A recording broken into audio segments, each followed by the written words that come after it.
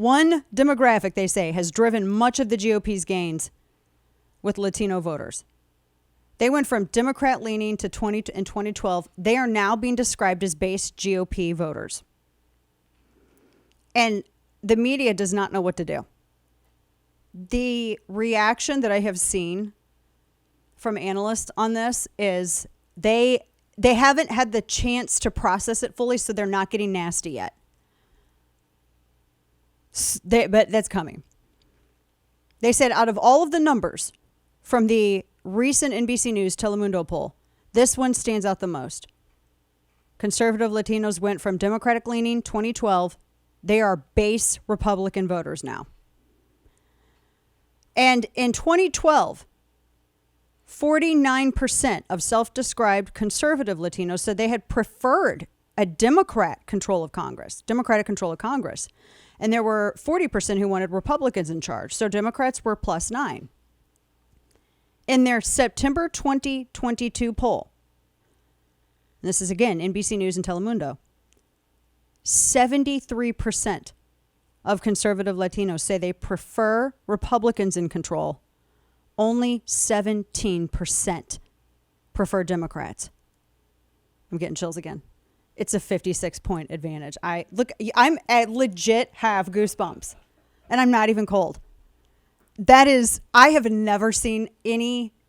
That's a net 60. So they have a plus 56-point advantage for GOP, and that is a 65-point swing in a decade.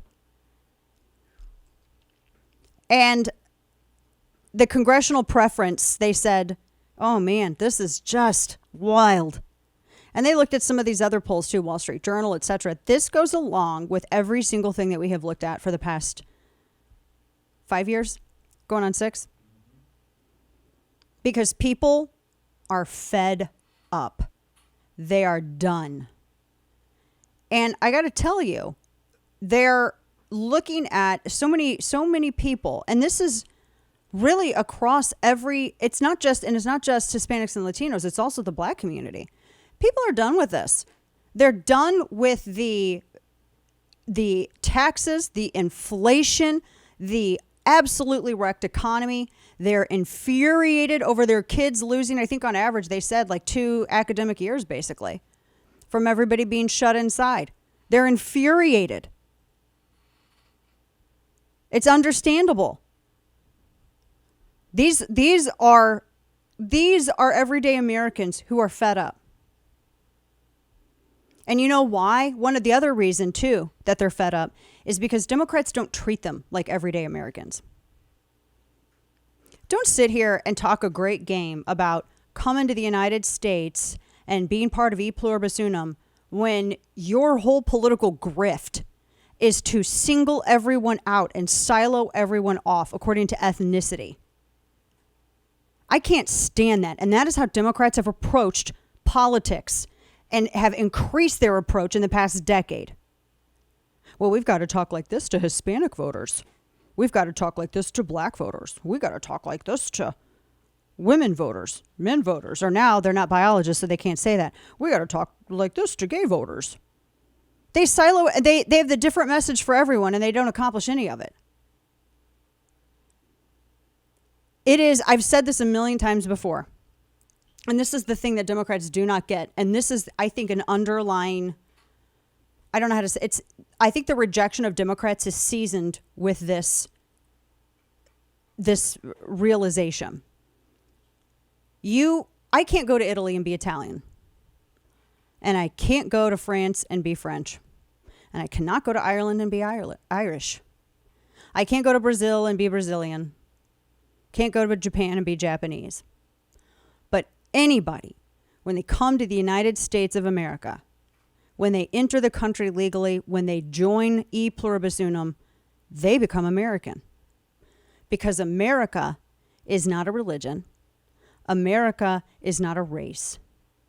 America is the desire for freedom. That is e pluribus unum. That is the uniting factor. And that is why people can come here and be American. And they don't get it. They don't understand it. And so they adopt the politicking of the tyrants that they've seen, and they silo everyone off into their own ethnic areas, their own demographics. They silo they can't treat or politic to everyone the same. And see, now with everything that with the internet and viral video and all of this stuff, people see the disingenuousness of this. They see it. I mean, how, for instance, you're sitting here, Democrats, they talk about immigration, and they act as though if you oppose the illegal immigration, then you oppose all immigration, which simply is just factually ridiculous. And then they try to talk a good game about immigration, and we have to, and then you hear Nancy Pelosi say things like, well, what was her remark, that you're taking people away from picking crops or something like that? Something so offensive and ridiculous. I just can't even wrap my mind around it. Voters see this. On top of seeing how much they're paying at the gas pump. On top of seeing how much a carton of eggs costs. On top of seeing, wow, really a butter shortage ahead of Thanksgiving? Really? On top of everything else, this is the added insult to the injury.